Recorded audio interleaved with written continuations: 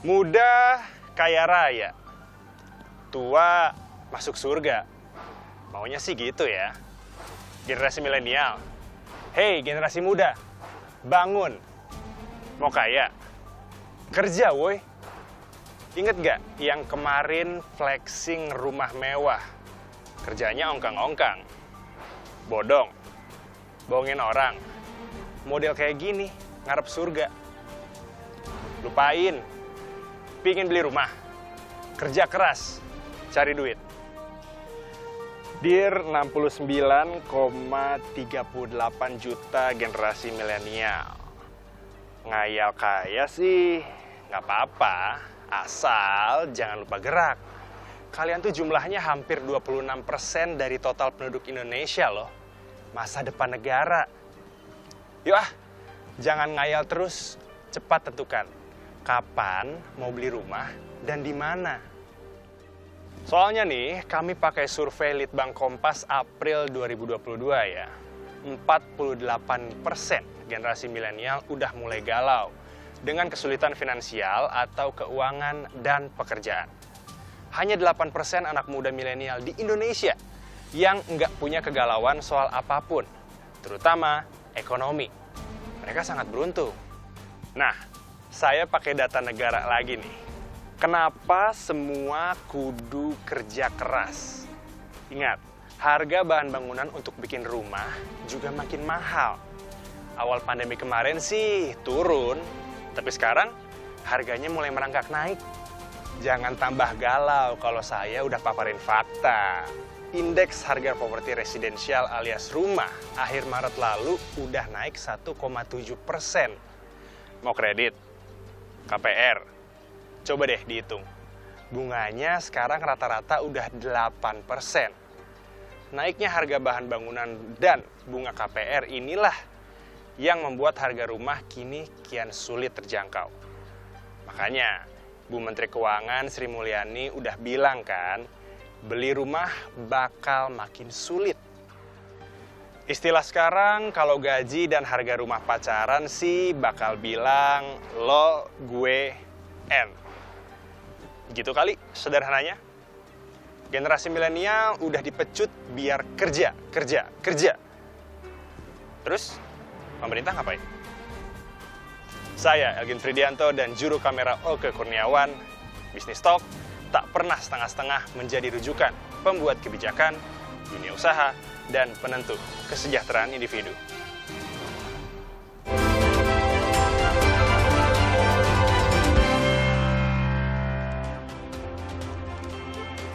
Di tengah backlog rumah yang terjadi di Indonesia, pengembang meminta agar harga rumah subsidi dinaikkan karena dibayangi inflasi maupun juga harga bangunan tadi yang sudah disebutkan. Lantas sejauh mana sudah diskusi regulator dengan para pengembang, jadi nggak rumah subsidi akan dinaikkan? Malam ini saya diskusi dengan Pak Totok Lusida, Ketua Umum Reza. Malam Pak Totok. Salam sehat untuk semua. Salam sehat untuk semua, dan saya tentu saja menyapa Pak Haryo Bekti Martoyodo, Direktur Pelaksana Pembiayaan Perumahan Kementerian PUPR. Selamat malam Pak Haryo. Selamat malam Mbak Sister. Ya, selamat malam. Nanti kami akan update terkait dengan permintaan pelaku usaha untuk menaikkan harga rumah subsidi. Tapi sebelumnya saya mau menegaskan lagi kepada Pak Toto. Pak Toto, benar ya para pengembang minta harga rumah subsidi naik 7-10%? Ya, kan gini. Apa? Di Desember itu sudah sosialisasi dari, mohon maaf Pak Aryo, dari PUPR bahwa naiknya itu kita sepakati di 7%.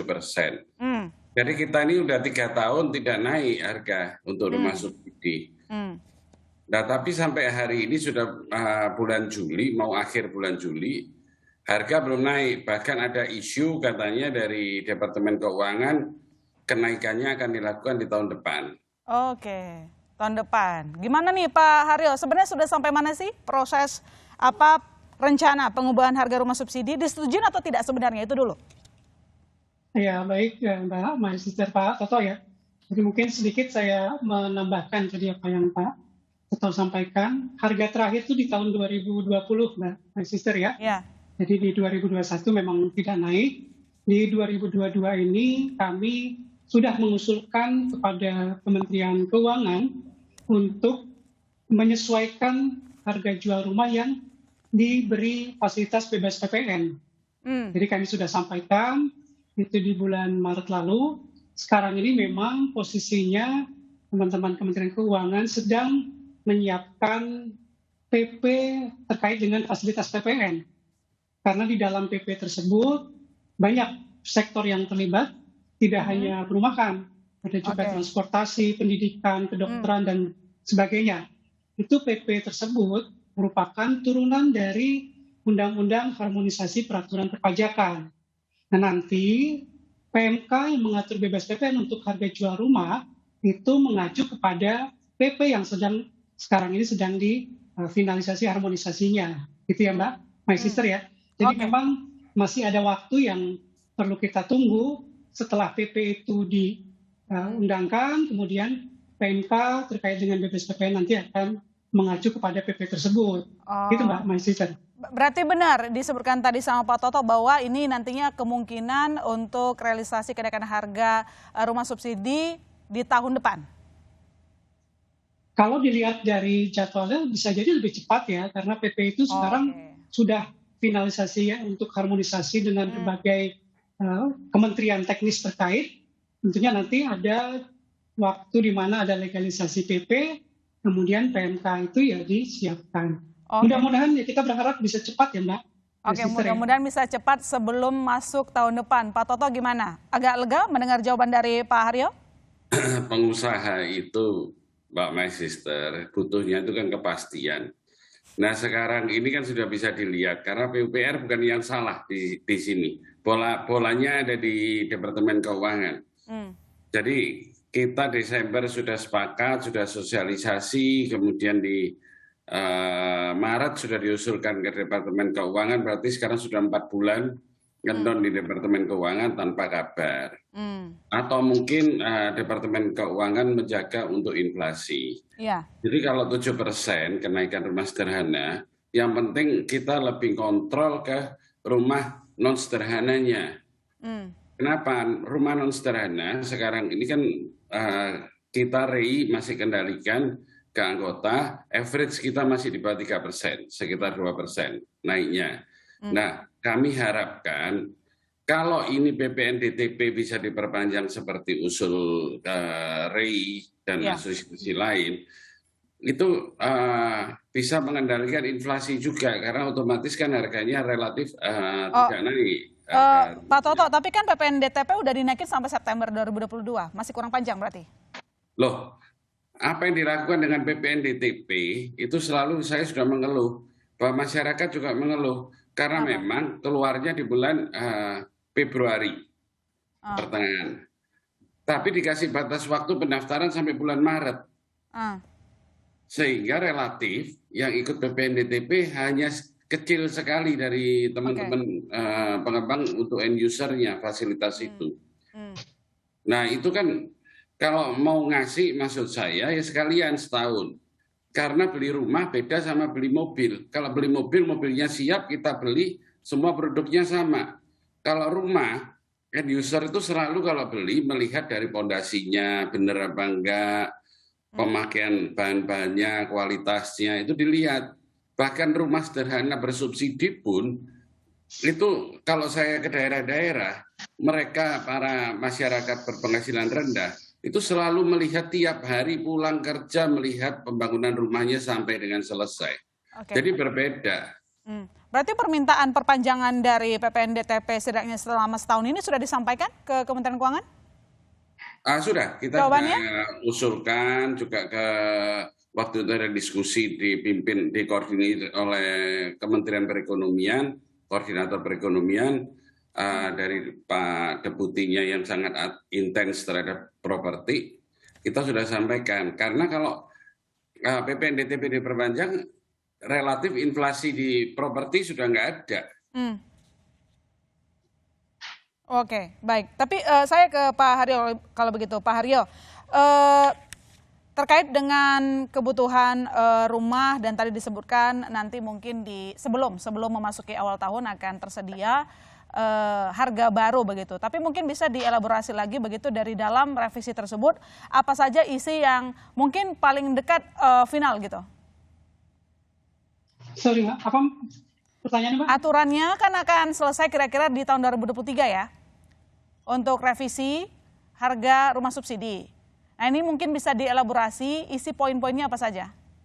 Oh ya, jadi terkait dengan kenaikan harga atau penyesuaian harga jual yang dibebaskan dari PPN, itu tentunya sudah mempertimbangkan keterjangkauan dari masyarakat, sudah mempertimbangkan juga harga bahan bangunan yang memang tadi Pak Toto sampaikan memang meningkat ya cukup tajam, tetapi tetap kami mencoba menyeimbangkan antara kenaikan harga, kemampuan masyarakat, gitu ya, kemudian juga dengan adanya termasuk juga di dalamnya ada lahan ya, kami sudah mempertimbangkan itu Mbak Sister. Oke. Jadi apa yang kami siapkan itu sebenarnya sudah kami diskusikan juga dengan teman-teman pengembang ya. Seperti itu. Tapi terkait dengan usulan dinaikkan sekitar 7-8% itu diaminkan atau sebenarnya lebih rendah? Tentunya dari Kementerian Keuangan bisa menilai nanti ya Mbak, yang mempertimbangkan apakah 7%, apakah mungkin di bawah itu, tergantung dari pertimbangan mereka. Karena kami menyampaikan ini ke Kementerian Keuangan, kemudian yang membahas ini di Badan Kebijakan Fiskal, Mbak Sister ya. Jadi mereka nanti akan melihat secara makroekonomi, kemudian kira-kira berapa yang mungkin menurut mereka wajar untuk bisa dinaikkan tingkat persentasenya. Oke, presentasinya lagi-lagi memang kita masih menunggu keputusan dari Kementerian Keuangan. Kalau begitu saya ke Pak Toto. Pak Toto, dengan permintaan 7%, mungkin Anda bisa elaborasi apa saja faktor pembentuk kenaikan harga 7%. Dan lagi begini Pak, kalau misalnya minta harga naik kan berarti mungkin marginnya nipis ya. Emang setipis apa margin yang didapatkan sekarang ini? Jadi gini, untuk rumah sederhana kita memang relatif sangat tipis. Belum overhead dan lain-lain. Margin kita itu maksimal di 10% selama ini. Jadi, tapi sekarang? Dan semua developer, 90% developer di rumah sederhana itu adalah UKM. Mungkin dari Pak Aryo juga sudah tahu. Jadi mereka itu sangat membutuhkan realisasi. Nah, sedangkan hari ini per bulan Juli itu kita atau mulai dari tanggal 20-an Juni kita ini sudah slowing down realisasinya. Kenapa? Karena marginnya udah nggak nutut untuk realisasi. Nah, sedangkan masyarakat MBR itu sangat membutuhkan rumah. Oke. Nah, ini kan harus ada keseimbangan jalan semuanya. Memang saya tahu inflasi harus dikendalikan. Prestasi pemerintah sangat bagus di pengendalian inflasi di Indonesia. Kita bangga. Tapi kalau ini nggak jalan, multiplier efeknya juga nggak jalan. 174 industri lain nggak jalan, lebih dari 350 UMKM juga nggak jalan. Nah ini kan buah si malakama, jadi harus dipertimbangkan dengan sangat bijak. Oke, baik. Tapi pertanyaan berikutnya, kalau misalnya harga rumah subsidi jadi dinaikkan, apakah justru tidak mengurangi minat masyarakat untuk beli rumah? Nanti kita akan bahas lagi, saudara. Tetap di Business Talk.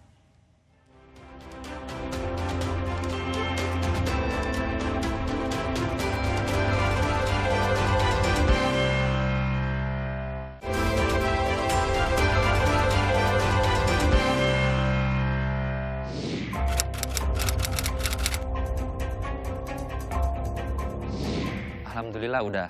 Belum, pengen beli.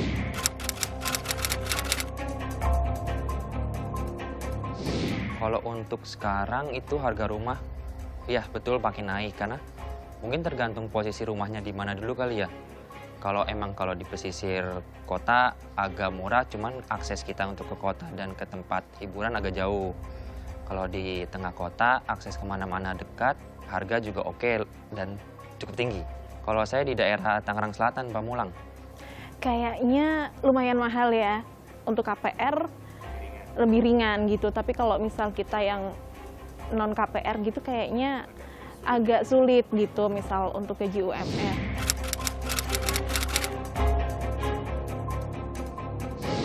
Sebelum di Tangerang Selatan itu sempat survei ke daerah Tambun, Bekasi Timur, sama paling jauh itu Parung Panjang.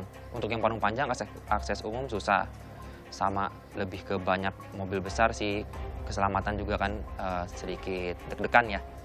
Kalau untuk Bekasi sama Tambun sebenarnya akses umum banyak, sama akses kendaraan pun cukup mudah, tapi untuk ke daerah Jakarta Kota lumayan agak jauh. Kayaknya kalau daerah-daerah pusat Jakarta itu kok nggak nemu ya, paling kalau sesuai budget di luar Jakarta gitu ya.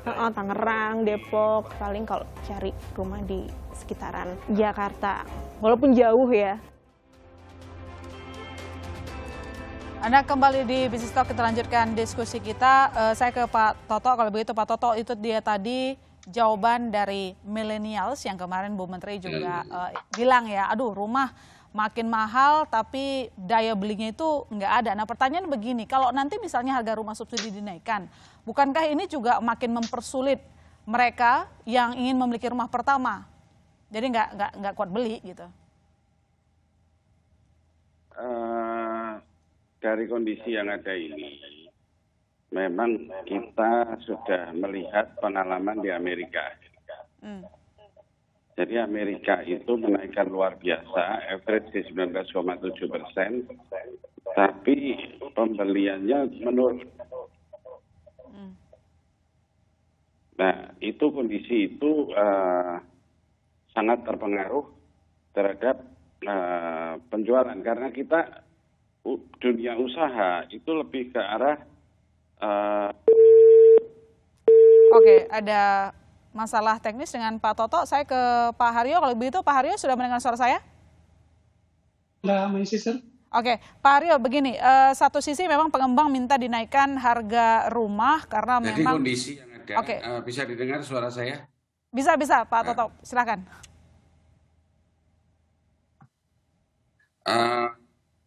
Dari kondisi yang ada ini memang kita harus menjaga kenaikan harga supaya tidak terlalu berpengaruh terhadap keseimbangan dari supply and demand. Nah itu yang kita jaga terus supaya supply and demand kita tetap bisa stabil seperti kondisi sekarang, supaya di kuartal keempat kita bisa ke arah normal. Itu penjualan yang kita harapkan. Oke, jadi kenaikan yang 7% itu Anda yakin bahwa tidak akan memberatkan daya beli konsumen ya? Enggak akan memberatkan. Oke, enggak akan. Baik, saya ke Pak Haryo. Pak Haryo, pertanyaan saya gini Pak, tadi kan memang udah ada suara milenial begitu ya. Kalaupun ada rumah murah itu di luar daerah Jakarta begitu. Nah satu sisi gini Pak, kalau misalnya harga rumah subsidi naik, bukankah ini akan mempersulit masyarakat memperoleh rumah? Karena kalau berdasarkan data, saya kutip itu untuk rumah komersil, selama 3 tahun ini sudah naik harganya 10%. Artinya kan orang berharap untuk mendapatkan rumah dengan rumah subsidi, tapi rencananya akan naik. Bagaimana jawaban Anda terkait dengan backlog rumah? Iya, betul. Kalau untuk rumah bersubsidi ya Mbak, ya, kami itu mengusulkan kenaikan atau mengusulkan penyesuaian harga jual itu sudah memperhatikan dan mempertimbangkan kemampuan dari masyarakat. Jadi usulan kami ke Kementerian Keuangan itu sudah mempertimbangkan itu bagaimana dengan kenaikan harga tertentu mereka masih mampu untuk melakukan angsuran paling tidak sepertiga dari penghasilan mereka. Jadi Oke, bermasalah lagi tampaknya dengan Pak Haryo. Pak Toto, masih terdengar suara saya Pak? Pak Toto? Oke, sebelum kita memulai wawancara kita lagi, tim teknis saya akan mencoba menghubungi 2 narasumber yang kita tahu saudara bahwa memang pertumbuhan dari pembelian rumah ini terkoreksi kalau kita lihat baik dari kuartal 1 2021 dengan kuartal 1 2022. Lantas bagaimana kita akan memenuhi backlog rumah? Jangan kemana-mana, kami akan segera kembali.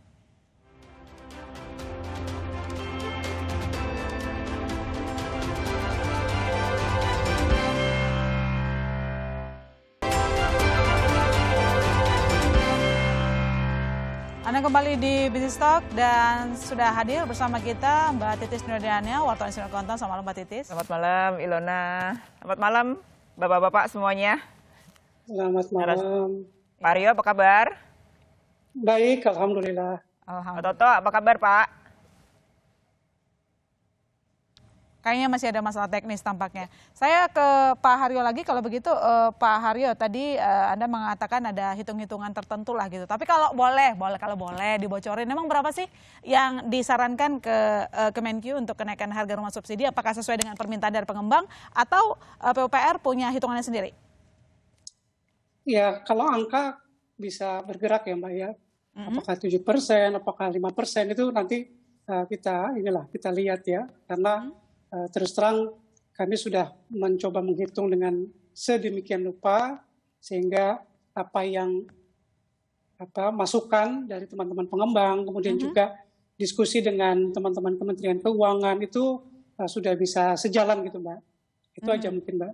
Oke, tapi gini Pak Haryo, kalau ngomongin soal penyediaan rumah bersubsidi kan nggak cuma soal harga ya, tapi juga soal ketersediaan. Nah ini bagaimana pemerintah mengatasi backlog yang terus membesar pun kalau saya lihat data Pak, untuk FLPP juga terrealisasi baru 50,26% dari total 200.000 unit. Jawaban Anda? Iya, kalau tahun lalu itu di atas 100% dari target yang ada dan dana yang ada ya, artinya tahun lalu tuh di angka 100-an lebih. Dan tahun ini itu juga diperkirakan akan di atas 100%. Karena kalau kita perhatikan dengan adanya bantuan dari pemerintah dalam bentuk subsidi ya, baik FLPP maupun program yang lain, kami juga punya program BP2BT, di mana dengan program tersebut membuat masyarakat itu di batas tertentu ya Mbak ya, dengan penghasilan tertentu, mereka mampu untuk melakukan angsuran paling tidak sepertiga maksimal ya, sepertiga dari penghasilan mereka itu selama masa pinjaman. Itu dengan demikian kami optimis ya bahwa tahun ini untuk target-target yang tadi disampaikan di FLPP itu tahun ini akan tercapai Mbak. Akan tercapai, tetapi yang pasti langsung dihuni ya Pak, karena beberapa waktu yang lalu ada kasus rumah subsidi tapi ternyata nggak dihuni. Gimana itu? Ya, itu memang ada beberapa hal yang ini juga kami minta tolong juga kepada pengembang ya, bahwa setiap pembangun itu juga menyiapkan sarana utilitasnya ya, supaya itu juga bisa berfungsi dengan baik ya. Karena pada dasarnya apa yang dimasukkan ke dalam harga jual yang kami sampaikan itu sudah meliputi hal-hal seperti itu, sehingga rumah yang dibeli itu sudah layak fungsi Mbak. Artinya airnya sudah bisa keluar, listriknya sudah bisa nyala gitu ya, jalan lingkungannya juga sudah baik gitu ya. Nah itu yang kami sebenarnya masukkan ke dalam harga jual dan sudah kami usulkan untuk penyesuaiannya. Oke, berarti nanti ada peringatan tertentu kepada para pengembang Pak, supaya nggak ada kejadian rumahnya ada tapi nggak ada yang huni gitu? Ya, kami sudah merencanakan ya Pak Toto ya, kita merencanakan untuk melakukan perjanjian kerjasama untuk monitoring tersebut ya dengan 4 pihak Mbak.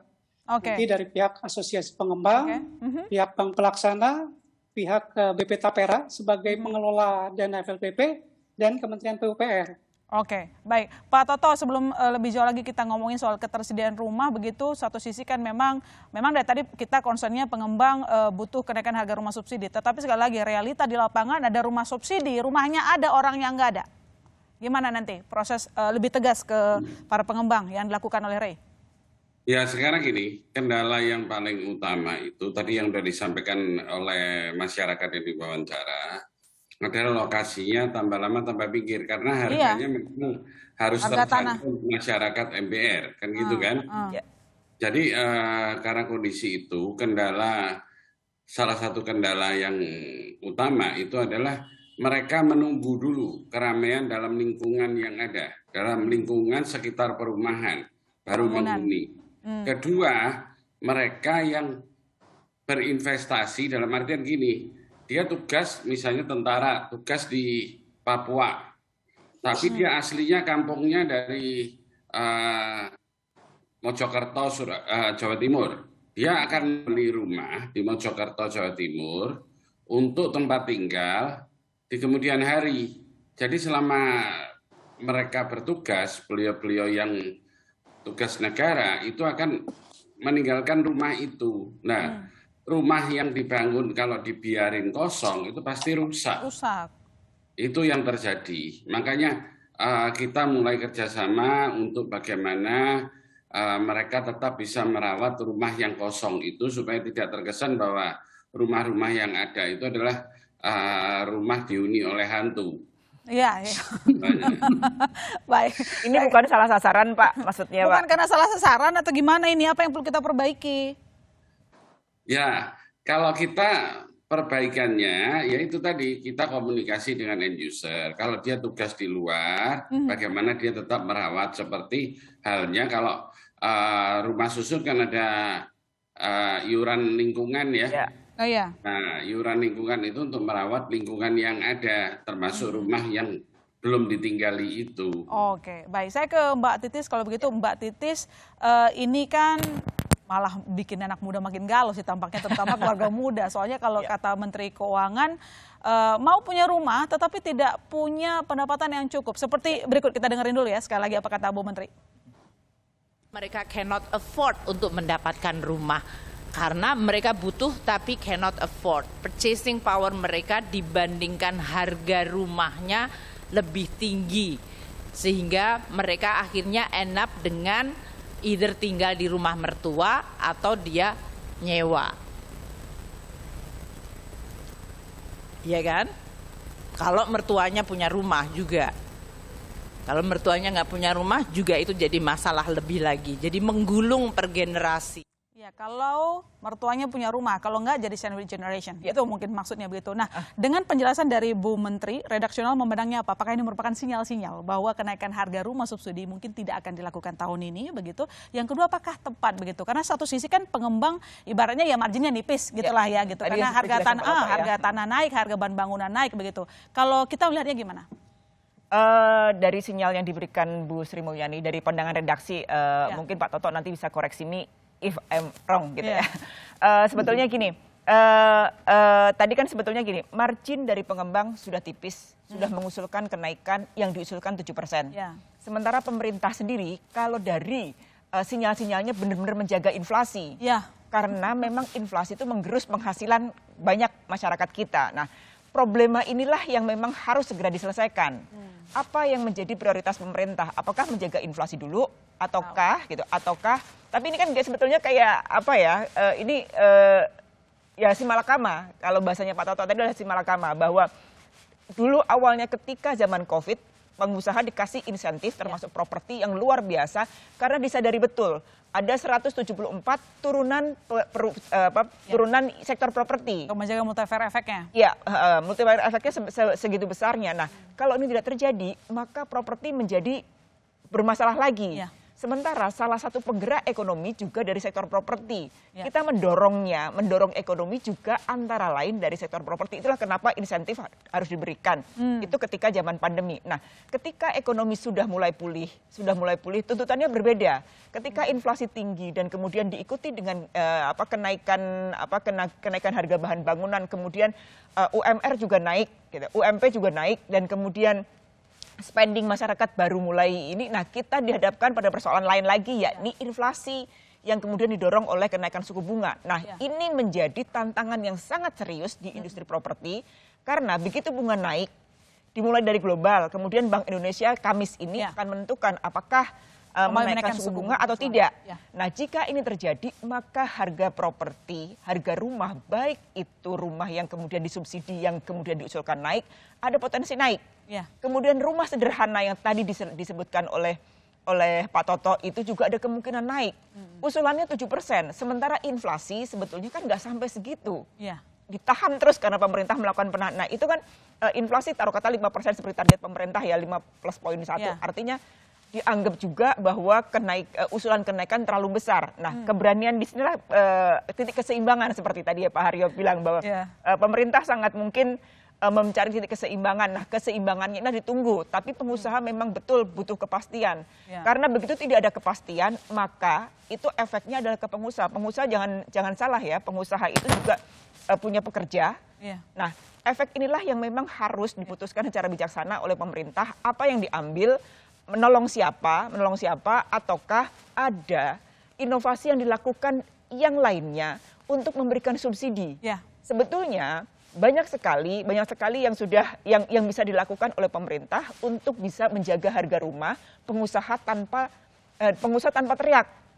Bisa memberikan subsidi kepada pengusaha. Ya. Salah satu yang dimintakan sebetulnya sangat membantu adalah memperpanjang yang namanya PPNBTP atau pajak pertambahan nilai yang ditanggung oleh negara. Ini juga sebagai salah satu solusi, atau pembiayaan untuk ke para pengembang dibuat harga khusus sebetulnya, harga khusus atau suku bunga khusus. Hal-hal semacam ini yang memang harus dipikirkan supaya memang terjadi keseimbangan antara inflasi dan pertumbuhan ekonomi terjaga dengan baik. Itu sih sebetulnya. Oke. Pak Toto mungkin bisa direspon. Pertama gini, kalau misalnya ya kita nggak ini loh, kita nggak menyimpulkan apakah nanti nggak naik, itu nggak. Jangan nanti Pak Toto jadi nggak semangat gitu. Kalau misalnya enggak gitu. Nah, sampai tahun depan. Nggak sampai tahun depan, atau mungkin gini.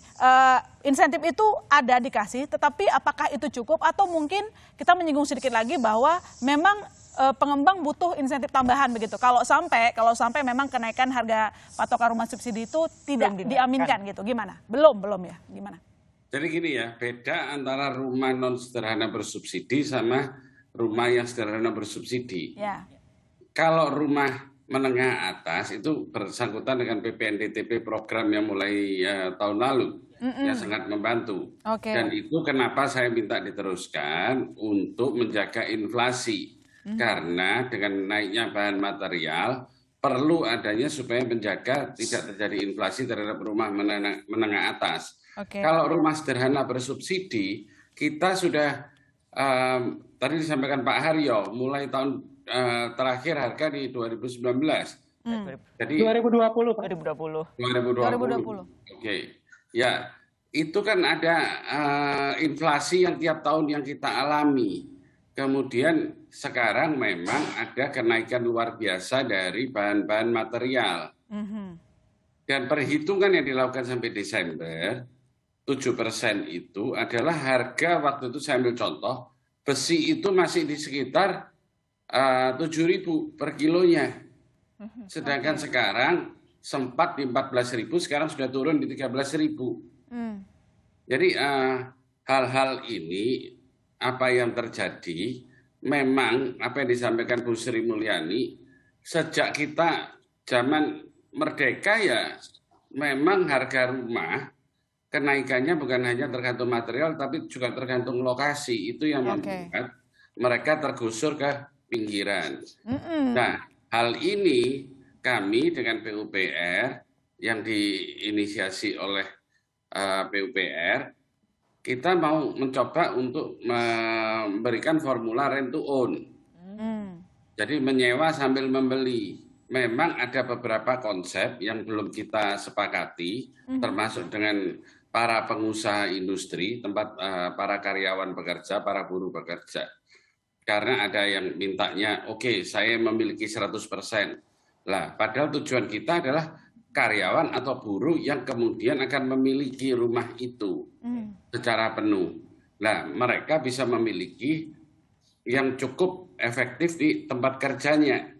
Jadi di industrial estate, di tempat perkantoran, bahkan Surabaya itu dengan ide dari yang sudah kami sampaikan, itu mau membangun 6 tower perumahan untuk masyarakat Surabaya, rusunami di daerah tengah kota dari tanahnya Pemkot sendiri untuk masyarakat Surabaya. Nah, itu sangat membantu untuk memenuhi backlog yang ada, mengurangi backlog yang ada. Oke, baik. Pak Haryo, memang pihak Kementerian Keuangan tidak hadir malam ini. Akan lebih lengkap sih kalau tadi mereka hadir begitu. Cuma pertanyaan saya dari hasil diskusi mungkin PUPR dengan Kementerian Keuangan, apakah memang sudah ada pembahasan selain soal batasan harga rumah subsidi yang dinaikkan sesuai dengan saran dari pengembang, ataukah mungkin ada semacam insentif lain yang sudah dibicarakan juga? Ini kan tadi kita juga ngobrolin itu ya. Iya, kalau untuk yang rumah subsidi ya, Pak Toto juga tahu ya, banyak sekali fasilitas yang diberikan oleh pemerintah. Pertama, tadi BPS-PPN itu dari tahun ke tahun ya Pak Toto ya, kita selalu menyiapkan itu. Yang kedua, untuk ke MBR ya, untuk masyarakat itu waktu mereka mengambil KPR itu suku bunganya 5%, Mbak, my sister ya. Itu kan cukup membantu tuh ya, sangat membantu lah. Dan itu masa subsidinya itu panjang gitu ya, sepanjang masa pinjaman mereka. Itu kemudian juga ada subsidi bantuan uang muka untuk menurunkan nilai kreditnya sehingga mereka juga semakin terjangkau. Ya. Jadi sebenarnya kalau dari sisi untuk MBR-nya itu sudah menurut saya sudah banyak yang kita fasilitasi. Nah sekarang memang kita harus bicara untuk perumahan ini tidak hanya dari sisi hilir ya, dari sisi masyarakatnya, hulunya juga mungkin kita perlu benahi dengan baik sehingga tadi yang disampaikan jangan sampai semakin lama semakin menjauh gitu ya. Itu MBR-nya semakin lama tinggalnya dulu setahun ke ini samping, mungkin 10 gitu. kilo, makin tahun depan 20 kilo, tahun depan lagi 30 kilo. Ya. Iya. Nah, justru sekarang kita dorong bagaimana mungkin hidup di perkotaan, hunian vertikal di perkotaan. Nah ini yang perlu kita kembangkan. Yang tadi Pak Toto sudah bocorkan ya, bahwa ada skema sewa beli itu ya. Ini bagaimana kita kembangkan supaya mereka bisa tinggal di perkotaan dan dekat dengan transportasi misalnya ya, dan juga dekat tempat kerja mereka. Iya, gitu. daripada punya rumah jauh bukannya jadi aset malah jadi liabilitas gitu ya. Lebih baik orang jadinya nggak punya rumah ya, sampai kapan nunggu harga murah entah kapan gitu. Jadi kita tunggu Ya nanti. nanti dengan Pak Toto ya, ini Pak Toto pasti akan banyak ide-idenya nih Mbak. Oke, nanti kita follow up apakah hal itu dapat diaminkan oleh developer. Tentu ini akan ditunggu jawabannya oleh para milenial. Tentu saja jangan kemana-mana saudara, kami masih akan segera kembali.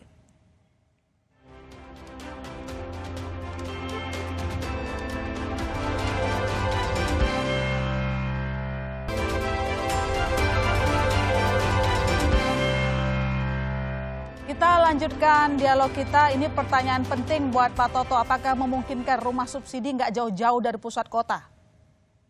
Ya itu tadi saya sampaikan, kita akan membuat program bersama dengan perbankan dan PUPR rent to own, jadi sewa beli. Rent to own.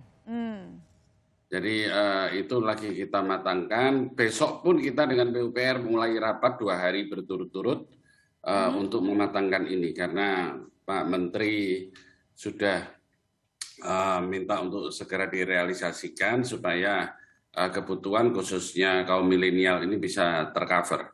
Sistemnya seperti apa? Mungkin bisa lebih lengkap lagi dijelaskan? Ya, gaji mereka kan sekarang belum masuk ya untuk membayar keseluruhan, karena sepertiga gaji yang bisa untuk kredit itu ada untuk sewa, untuk IPL, untuk ngangsur. Nah, sisa angsurannya dibayar oleh perusahaan tempat dia bekerja. Nanti setelah 10 tahun lunas, outstanding yang dari perusahaan mulai diangsur lagi oleh karyawannya, karena dia kemampuan gajinya sudah masuk saat itu. Karena kenaikan salary yang akan dilakukan UMR yang sesuai UJK ya, kan sudah nggak perlu ribut lagi dengan buruh, itu akan otomatis naik tiap tahun. Oke, baik. Saya ke Pak Haryo, kalau begitu kalau dari regulator untuk mengantisipasi atau maksudnya menyelesaikan backlog perumahan ini kan sekarang di angka 12,75 juta unit menurut survei Sosial Ekonomi Nasional, itu apa saja Pak? Karena sekali lagi saya ke data lagi ya Pak, kalau kita lihat untuk FLPP masih 50,26%, SSB 3,6%, SBUM 34,05%, BP2BT masih 10,95%, artinya masih panjang untuk mencapai target yang sudah ditetapkan. Gimana dari PPR? Ya, kalau kita lihat Mbak ya, kalau backlog itu kemudian dengan alokasi dana pemerintah yang ada memang tidak bisa menyelesaikan semuanya ya. Dan kami memaksimalkan alokasi dana yang ada. Kami tahun ini punya alokasi dana FLPP sejumlah lebih dari 200.000 unit gitu ya.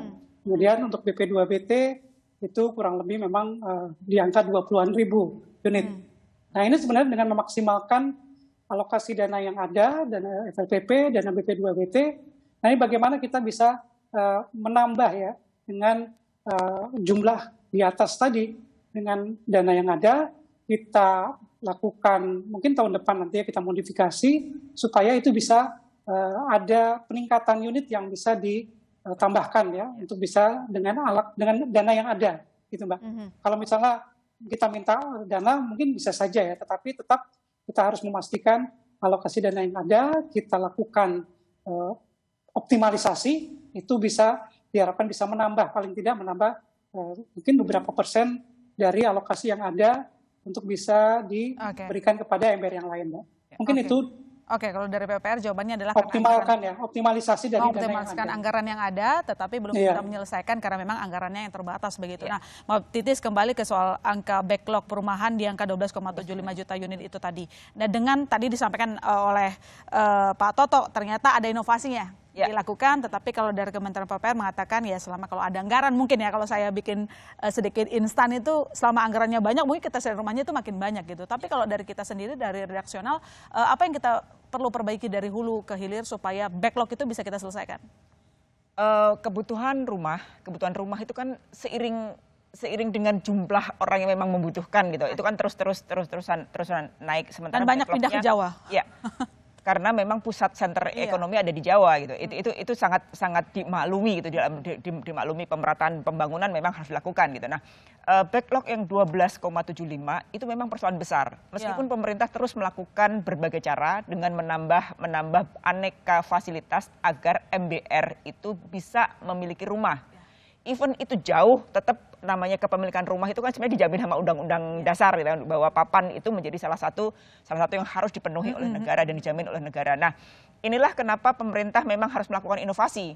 Tadi sebetulnya MBR sudah banyak sekali, ada FLPP, kemudian ada 4 lah kalau nggak salah, ada Tapera yang juga memberikan subsidi. Nah, hal-hal semacam itu sebetulnya gaungnya atau sosialisasinya belum masif. Sehingga banyak pekerja yang memang harus jungkir balik untuk meraih mimpinya memiliki rumah. Nah, sementara mereka tuh sebenarnya mimpinya jelas bahwa mereka tuh pengen punya rumah yang di dekat dengan tempat dia bekerja. Iya, nah, salah satu solusi yang ditawarkan oleh Ray dengan Pak Menteri yang katanya besok akan dirapatkan, itu sebenarnya salah satu yang menarik, bahwa rent to untuk memiliki gitu kan. Ada lagi dari pengusaha yang diminta untuk melunasi membayar kekurangan yang karena pekerjanya belum mampu untuk melaksanakan angsuran. Nah, itu salah satu inovasi yang dilakukan. Tujuannya adalah jelas bahwa satu, kalau memang itu dilakukan maka terjadi loyalitas ke perusahaan. Persoalan loyalitas, produktivitas itu kan juga harus dipikirkan pengusaha supaya memang produktivitasnya itu achievable, memenuhi kebutuhan dari pengusaha. Nah, itu sebenarnya solusi yang menarik. Tentu saja inovasi-inovasi selanjutnya juga dibutuhkan. Tadi bahwa pengusaha itu sebetulnya kan juga ya kita ngomongin margin ya, margin juga harus terjaga gitu. Nah, itu juga mungkin pembiayaan lah ya, masalah pembiayaan mungkin ada inovasi, jadi sumber pembiayaan yang supaya yang menarik, yang kemudian terjangkau juga oleh pengusaha dan tahan terhadap inflasi segala macam, terhadap suku bunga ya maksudnya.